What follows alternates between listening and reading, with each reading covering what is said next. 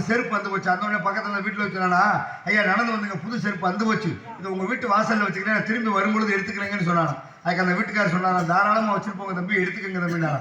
அதே போல 10 நாள் கழிச்சு 2 பேரும் நடந்து போறேன்.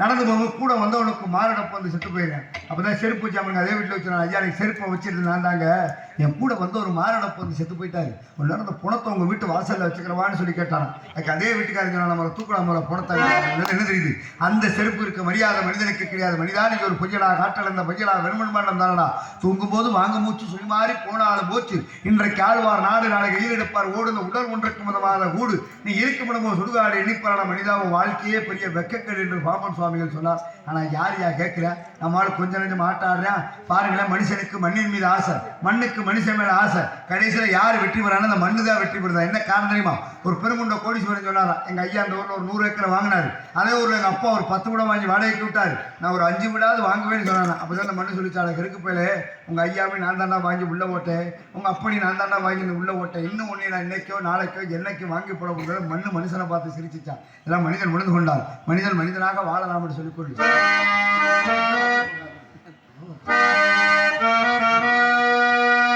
ஆத்துக்கு பக்கம் ஆத்துக்கு பக்கம் ஆத்து சுரத்து யாரோ அது மண்ணில் வளர்ந்த மரும் ஒரு தாயாரு தந்தையாரு ஆத்துக்கு பக்கம் ஆத்துக்கு பக்கம் ஆத்து சுரக்கிற முத்துக்கு பக்கம் யாரோ அது மண்ணில்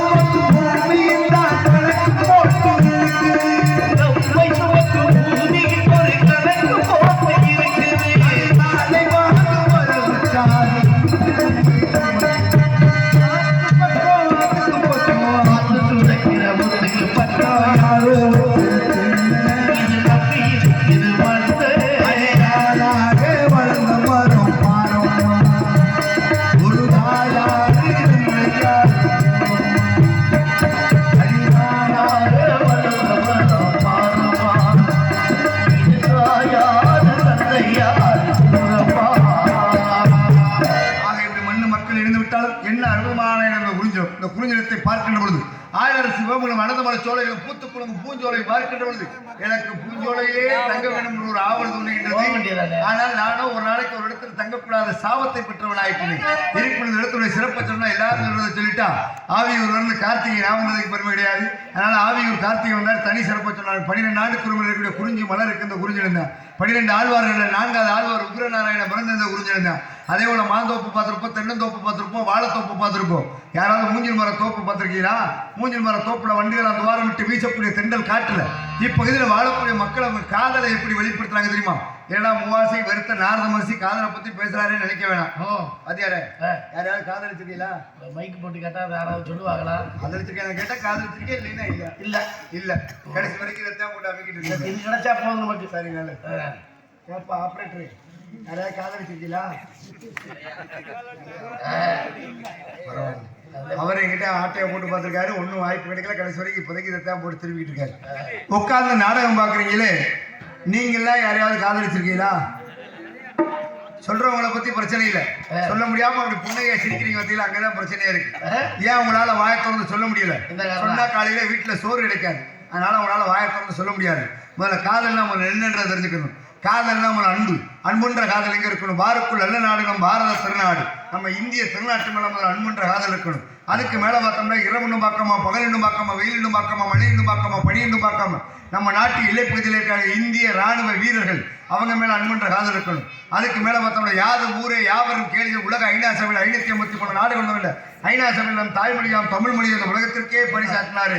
தென்கோடி ராமேஸ்வரத்தில் பிறந்தாரு ஐயா ஏபிஜே அப்துல் கலாம் ஐயா சொன்ன போல நம் தாய்மொழியாம் தமிழ் மொழி மேல அன்புன்ற காதல் இருக்கணும். இந்த கைதட்டின 2-3 தமிழர்களுக்கு மட்டும் நன்றி.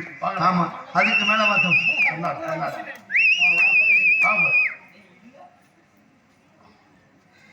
இங்கே நாரதராக நடிக்கும் கார்த்திகேயன் அவர்களுக்கு கிராமத்தின் சார்பில், ஆவியூர் கார்த்திகேயன் அவர்களுக்கு கிராமத்தின் சார்பில் பொன்னாடை பற்றி கௌரவிக்கப்படுகிறது.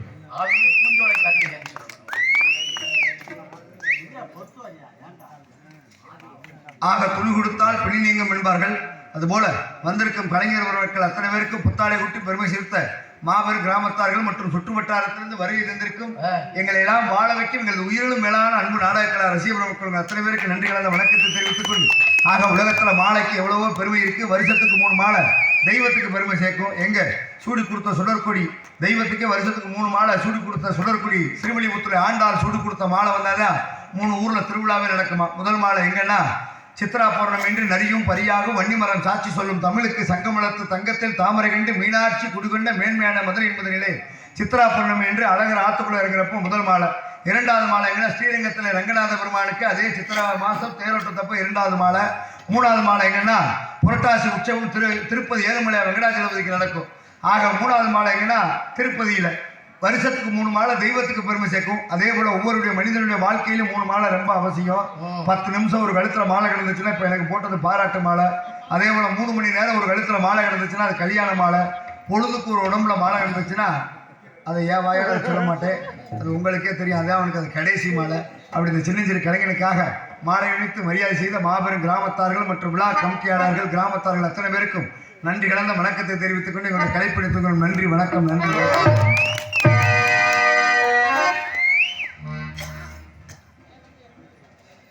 ஆக அப்படிப்பட்ட பெருமையான இடத்துல பார்த்தோம்னா அதுக்கு மேலே பார்த்தோம்னா பொண்டாட்டி தாலியை பேங்கில் வச்சு அந்த நாட்டுக்கே சோறு போடுகின்ற தமிழக விவசாயிகள் அந்த தெய்வத்தின் மீது அன்புன்ற காதல் இருக்குங்க. யாருக்கு இந்த நாட்டில் விவசாயிகளோட அருமை தெரியுது? 69 ஆண்டு சுதந்திரமாக இந்த இந்திய திருநாட்டில் ஒரு சிகரெட்டை விற்கிறவன் சிகரெட் என்னவனு சொல்கிறான், ஒரு காரை விற்கிறவன் கார் என்னவனு சொல்கிறான். அந்த நாட்டுக்கே சோறு போடுற விவசாயி உற்பத்தி பண்ணக்கூடிய நெல்லுக்கும் காய்கறிக்கு விலையை நிர்ணயம் ஒரு அவலர்கள் அந்த விவசாய தொழிலில் தான் இருக்குது. யாரு கேட்க முடிஞ்சிச்சு?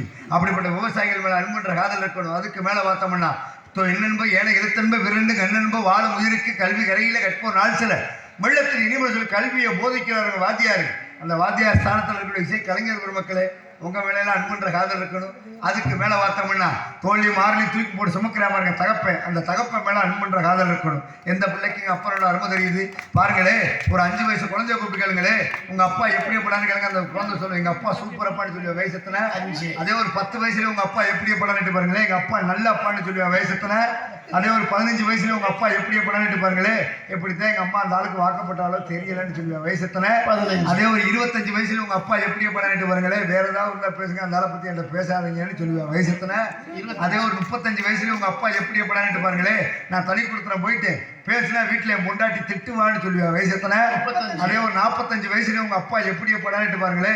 45 வயசுல போது அப்ப அவனுக்கு ஒரு பிள்ளை இருக்கும் இல்லையா, அப்ப சொல்லுவேன், அந்த வறுமையிலேயே வளர்த்தாரே எங்க அப்பா தெய்வமியா, எனக்கு ஒரு பிள்ளை பிறந்திருக்கான், என் உயிரை போட்டு வாங்குறாயான்னு சொல்லுவேன். அந்த தகப்போட அருமை எப்ப தெரியும்? 45 வயசுல தெரியுமா? அப்படிப்பட்ட தகப்ப மேல அன்புன்ற காதல் இருக்கணும். அதுக்கு மேல பார்த்தோம்னா உந்தி சரியா 300 நாள் தவம் இருந்து நம்மளை எல்லாம் பெற்றெடுக்கிறவர்கள் என்னை பார்க்கறக்காக உட்காந்துருக்க என்னை பெற்ற ஆத்தாமா இருக்க அந்த தாயின் மீது அன்புன்ற காதல் வேணும்.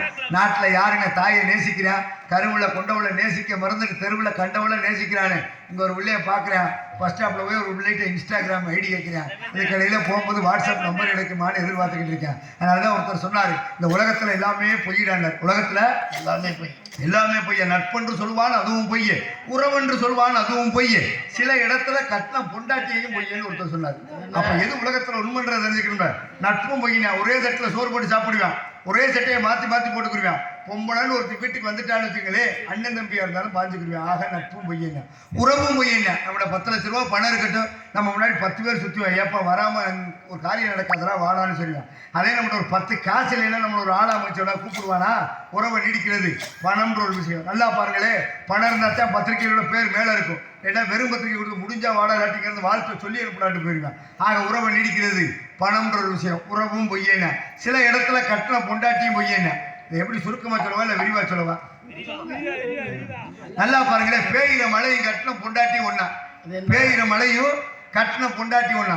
நல்லா பாருங்க, மழை பெஞ்சா நம்மளால சொல்லுவேன், ஐயா இந்த மழை வேற நச நசன்னு பெஞ்சு என் பொழப்ப கெடுக்குதேன்னு வாழாம். வீட்டுல கட்டின பொண்டாட்டி பேசினா சொல்லுவானா, ஐயா எப்போ வேற நச நசன்னு என் உயிரை போட்டு வாங்குறாளேன்னு வாழாம். பாருங்க, மழையே வெயில்னா அப்ப சொல்லுவான், வாழ மாதிரி ஒரு மழை பெய்யக்கூடாது அப்படி போட்டு பாக்குதேன்னு வாழாம். அதே போல கட்ட உண்டாட்டி கோச்சிட்டு போயிருந்துட்டா அப்ப சொல்லணும், பிள்ளைகளை பார்க்கணும், சோறாக்கணும், அக்கறை இல்லாம அப்பா வீட்டுல இருந்துக்கிட்டாலேன்னு வாழாம். அப்ப உலகத்துல எது உண்மைன்ற தெரிஞ்சுக்கணும்ல. நல்லா தெரிஞ்சுக்கங்க, கட்ட உண்டாட்டி உசுறு போச்சுன்னா புருஷனை பார்த்து நினைப்பாளாம், நம்ம பத்த வச்ச அடுப்பணி எவ்வளவு கூட்டிட்டு வந்து பத்த வைக்க போறானோ தெரியலையே நினைப்பாளாம். அதே பெத்த தாய்க்கு உயிர் போகும்போது மகனை பார்த்து நினைப்பாளா, இந்த சண்டாளப்ப உலகத்துல நம்ம பிள்ளை எப்படி பொழைக்க போறானோ தெரியலையே நினைப்பாளாம். அப்படிப்பட்டது உலகத்துல தாய்ப்பாசம் சொல்லிக்கொண்டு ஆக அப்படிப்பட்ட இடத்துல பெருமையான இடத்துல பார்த்தோம்னால் நல்லா பாருங்களே, இதை போன்ற இளைஞர் காதலிச்சு கல்யாணம் பண்ணிக்கிட்டு கட்டின பொண்டாட்டிக்கு ஒத்தாசையா இருக்கணும்னு கட்டின பெத்த தாயை கட்டின பொண்டாட்டியோட ஒண்ணு மண்ணுமா சேர்த்து வச்சிருக்கான். ஆனா இவ இதை புரிஞ்சுக்கிற தெரியாதவ மருமகாரி என்ன பண்ணாலாம், நாளைக்கு உங்க அம்மா இந்த வீட்டுல இருந்துச்சுன்னா நான் எங்க அப்பா வீட்டுல போய் இருப்பேன்னு சொன்னாலாம். எப்படி? நாளைக்கு உங்க அம்மா இங்க இருந்துச்சுன்னா நான் எங்க அப்பா வீட்டுல இருப்பேனா, ஏண்டி உனக்கு ஒத்தாசையா இருக்கணும் தானே எங்க அம்மாவை கொண்டு வந்து உங்க கூட ஒன்னா வச்சேன், ஏண்டி இப்படி இருக்கிறேன்னு சொன்னாலாம். அதெல்லாம் எனக்கு தெரியாது, உங்க அம்மா இருந்துச்சுன்னா நாளைக்கு பொழுது எங்க அப்பா வீட்டுல தான் இருப்பேன்னு சொன்னாலாம். அப்போ சொன்ன உடனே சரி இப்போ என்னதான் பண்ணலாம்ன்ற, உங்க அம்மா எங்கேயா கொண்டு போய் அனாத ஆசிரமத்தில் கொண்டு போய் சேருன்னு சொன்னாலாம். ஆமா, பொண்டாட்டி பேச்சை கட்டி பண்ணி என்ன பண்ணிட்டா, பெத்த தாயை எறும்பு கடிக்காம ஈ வைக்காம அவனை பெத்தெடுத்த தாயை அப்படி சொல்றாளேன்னு சொல்லி பண்ணி என்ன பண்ணிட்டு அனாத ஆசிரமத்துக்கு சேர்க்கிற கூட்டி போயிட்டான். போய் பாருங்க, மன வருத்தத்தோட பெத்த தாயை போய் அனாத ஆசிரமத்துல சேர்த்துட்டு வீட்டுக்கு வரும்பொழுது ஒரே சந்தோஷமா இருந்தானா. பொண்டாட்டி பார்த்தானா, புடிச்ச இவ்வளவு சந்தோஷமா இருக்கக்கூடாது.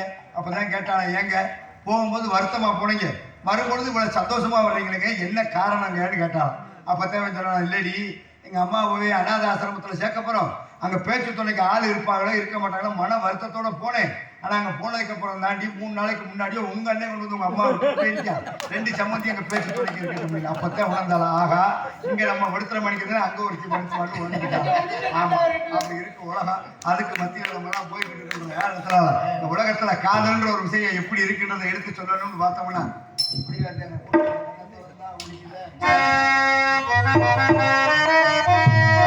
கண்ணு பொருந்தா ஒளிவலே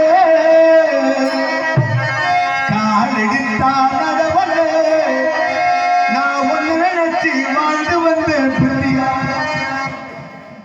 இப்ப ஒரு 5-6 இலக்கத்தை இழந்து விரிரத்தே கண்ணா